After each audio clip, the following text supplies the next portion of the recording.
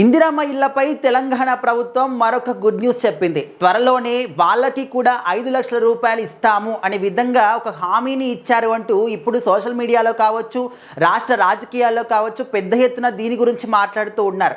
ఇప్పటివరకు మనం చూస్తూ ఉన్నాం, మన తెలంగాణ రాష్ట్ర వ్యాప్తంగా కూడా చాలామంది ఇల్లు లేని వాళ్ళకి ఇందిరమ్మ ఇల్లుతోని ఒక 5 లక్షలు సహాయం చేయడంతో పాటు తక్కువ ధరలకే సామాగ్రిని కూడా అందిస్తూ ఉన్నారు. ఇప్పటికే చాలామంది కూడా గృహప్రవేశాలు ఆల్రెడీ చేసేసారు, ఇంకొంతమంది ఇళ్లను కూడా నిర్మించుకుంటూ ఉన్నారు కూడా. సో ఇలాంటి సందర్భాల్లో తెలంగాణ ప్రభుత్వం మరొక గుడ్ న్యూస్ చెప్పింది ఇందిరమ్మ ఇళ్ల లబ్ధిదారులందరికీ కూడా. సో ఇప్పటివరకు ఓన్లీ ఇల్లు లేని వాళ్ళకి, అదేవిధంగా అంటే ఇల్లు లేని వాళ్ళకని కాదు, ఖాళీ స్థలం ఉండి ఇల్లు కట్టుకోలేని పరిస్థితిలో ఉన్న వాళ్ళకి మాత్రమే ఇందిరమ్మ ఇళ్ల లబ్ధిదారులు అని చెప్పేసి కూడా చెప్పారు. సో ఇప్పుడు ఏంటంటే మరొక పథకం, అంటే పథకం అనుకోవచ్చు, హామీ అనుకోవచ్చు, లేకపోతే ప్రభుత్వమే స్వయంగా తీసుకున్నటువంటి ఒక గొప్ప నిర్ణయం అని కూడా చెప్పుకోవచ్చు. సో మరి గుడిసెలు లేని రాష్ట్రంగా మన రాష్ట్రాన్ని తీర్చిదిద్దుతాము అని చెప్పేసి కూడా రేవంత్ రెడ్డి గారు ఒక నిర్ణయం తీసుకున్నారని చెప్పేసి కూడా తెలుస్తుంది.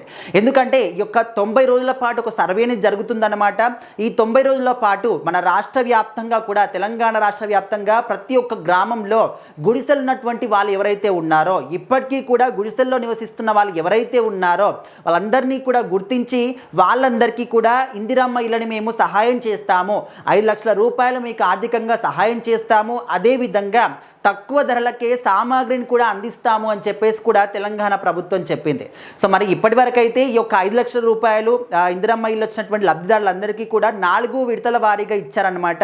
అండ్ ఇప్పుడు రాబోయే వాళ్ళకు అంటే సెకండ్ విడత కూడా వస్తుందన్నమాట తొందరలో. అండ్ దాంతోపాటు ఈ విధంగా గుడిసెలు లేని రాష్ట్రంగా కూడా తీర్చిదిద్దామని చెప్పేసి ఎవరెవరైతే రాష్ట్ర వ్యాప్తంగా గుడిసెల్లో నివసిస్తూ ఉన్నారో వాళ్ళందరికీ కూడా ఇందిరమ్మ ఇల్లు ఇస్తామని చెప్పేసి కూడా గొప్ప న్యూస్ చెప్పారనమాట.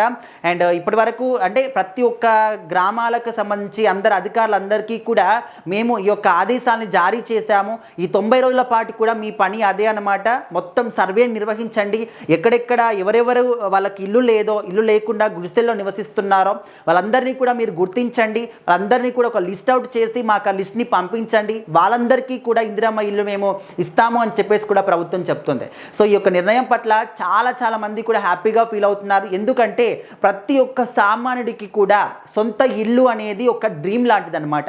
కాకపోతే ప్రజెంట్ ఉన్నటువంటి యొక్క ఆర్థిక పరిస్థితులు కావచ్చు, అండ్ రేట్లు విపరీతంగా పెరిగిపోవడం పట్ల కావచ్చు, వాళ్ళు జీవితాంతం కష్టపడ్డా కూడా సొంత ఇల్లును నిర్మించుకోవాలంటే వాళ్ళ కళ నెరవేరలేకపోతుంది అనమాట.